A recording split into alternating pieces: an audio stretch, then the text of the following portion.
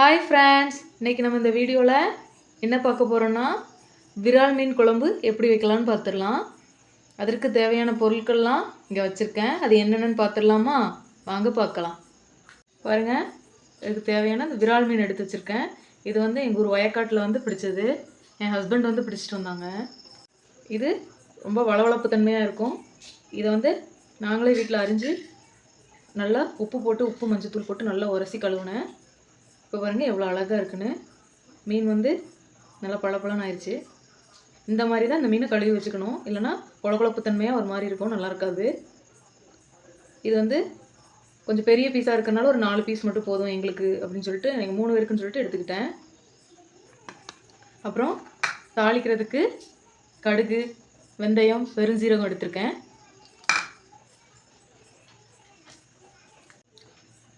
புளி வந்து ஒரு லெமன் சைஸ் அளவுக்கு எடுத்திருக்கேன்.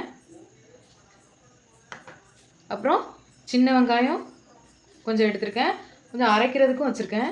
அப்புறம் பூண்டை வந்து கொஞ்சம் இடித்து கொஞ்சம் முழுசாக இருக்கும், கொஞ்சம் இடித்தும் வச்சுருக்கேன். அப்புறம் தக்காளி வந்து ஒரு 4 தக்காளி, அதில் ஒரு தக்காளி வந்து தேங்காய் கூட அரைச்சிக்கோங்க. அப்புறம் கொத்தமல்லி, கருவேப்பிலை வச்சுருக்கேன். அப்புறம் தேங்காய், ஜீரகம், பெருஞ்சீரகம், கொஞ்சோளம் மிளகு, கொஞ்சோளம் வத்தல், சின்ன வெங்காயம் எல்லாம் அரைக்கிறதுக்காக எடுத்து வச்சுருக்கேன்.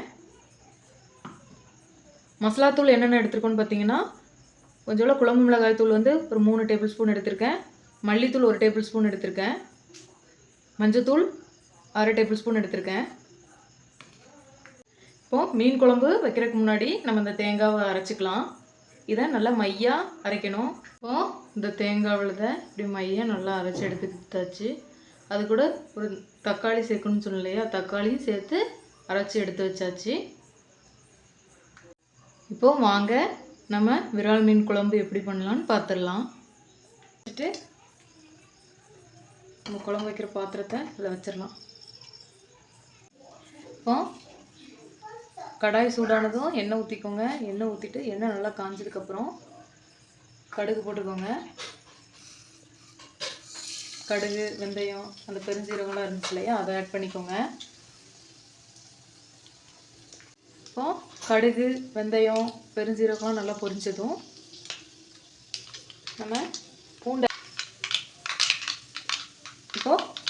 ஆட் பண்ணிக்கலாம்.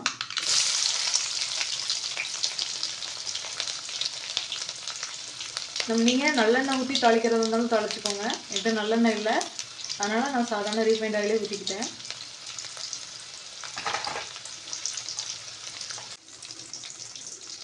சின்ன வெங்காயமும் இதில் ஆட் பண்ணிக்கோங்க.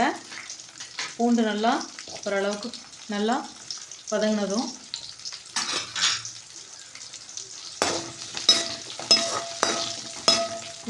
சின்ன வெங்காயத்தை இப்படி கொஞ்சம் முழுசாக போட்டிங்கன்னா நல்லாயிருக்கும்.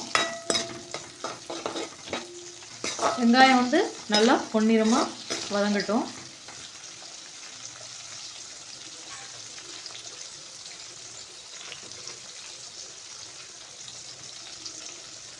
கொஞ்சம் உப்பு ஆட் பண்ணிக்கோங்க, வதங்குறதுக்காக கொஞ்சம் சீக்கிரம் வதங்கும். அப்புறம் கருவேப்பிலை ஆட் பண்ணிக்கலாம். முதையே போட்டிங்கன்னா கொஞ்சம் ரொம்ப கரிஞ்ச மாதிரி ஆயிரும். ஆனால் இப்போ வெங்காயத்துக்கு அப்புறம் இதை போடுறேன். இப்போ வெங்காயம் நல்லா வதங்கிருச்சு. இப்போ நம்ம அந்த தக்காளியை இதில் ஆட் பண்ணிக்கலாம்.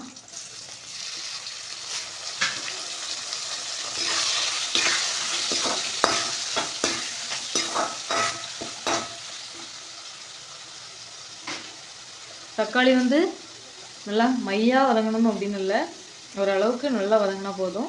ஏன்னா கொஞ்சம் முழுசும் அப்படியே கிடந்தால் தான் மீன் குழம்பு நல்லா டேஸ்ட்டாக இருக்கும். இப்போது தக்காளி நல்லா சீக்கிரமாக வதங்கணுன்னா ஒரு மூடி போட்டு மூடி வச்சுக்கோங்க.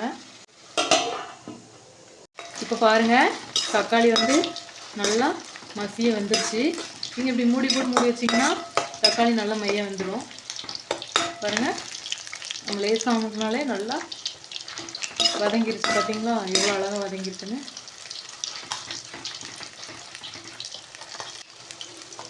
இப்போ இதில் நம்ம மசாலா தூள் ஆட் பண்ணிக்கலாம்.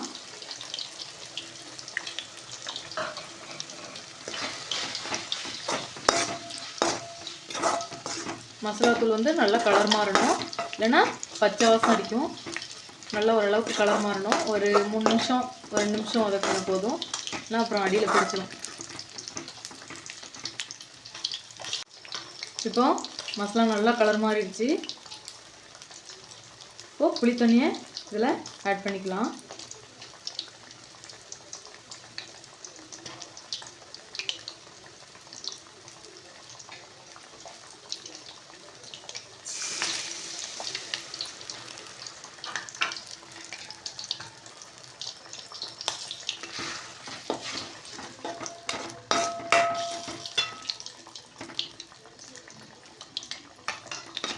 பாருங்கள் எவ்வளோ நல்லா இருக்கும்.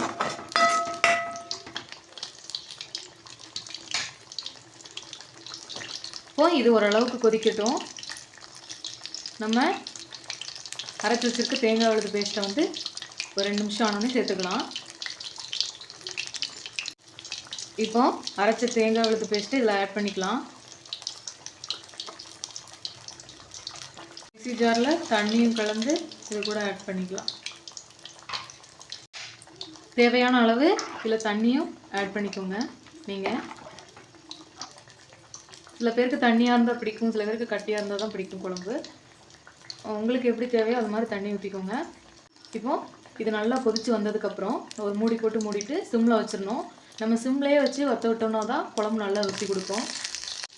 தேவையான அளவு உப்பும் ஆட் பண்ணிக்கலாம்.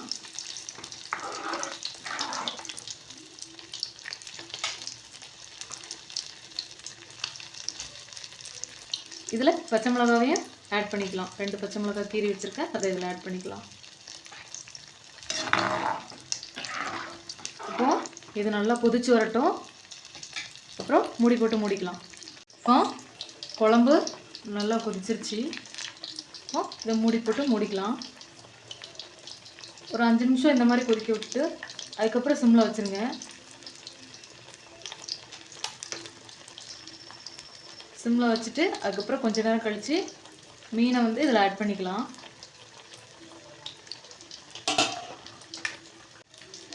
இப்போ ஒரு 5 நிமிஷம் ஆயிடுச்சு. இதில் நம்ம வச்சுருக்க அந்த விரால் மீன் துண்டுகளை சேர்த்துக்கலாம்.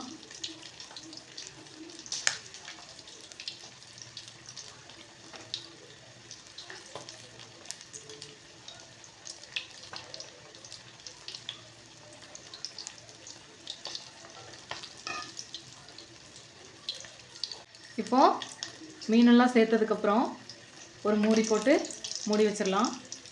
இது விரால் மீன் அப்படிங்கிறனால கொலையெல்லாம் செய்யாது, இப்படியே தான் இருக்கும். அதனால் நம்ம இதை கொஞ்சம் மூடி போட்டு மூடி வச்சிடலாம். சிம்லேயே வச்சு கொதிக்க விடுங்க, அப்போ தான் நல்லா டேஸ்ட்டு கொடுக்கும். பாருங்கள் எவ்வளோ அழகாக ரெடி ஆயிடுச்சுன்னு. பாருங்கள் மீனெல்லாம் உடஞ்சி போகாமல் நல்லா ரெடி ஆயிடுச்சுன்னு. இப்போது நம்ம அடுப்பை ஆஃப் பண்ணிடலாம். இப்போது அடுப்பை ஆஃப் பண்ணோடனே இல்லை மல்லி இலை சேர்த்துக்கலாம். இந்த வீடியோ உங்களுக்கு பிடிச்சிருந்துச்சுன்னா லைக் பண்ணுங்கள், ஷேர் பண்ணுங்கள், கமெண்ட் பண்ணுங்கள். மறக்காமல் சப்ஸ்கிரைப் பண்ணுங்கள், பெல் ஐக்கானை கிளிக் பண்ணுங்கள். அப்போ தான் நான் போடுற வீடியோஸ் எல்லாம் உங்களுக்கு வரும். இந்த ரெசிபியை நீங்களும் ட்ரை பண்ணிட்டு கமெண்ட் பண்ணுங்கள். Bye friends.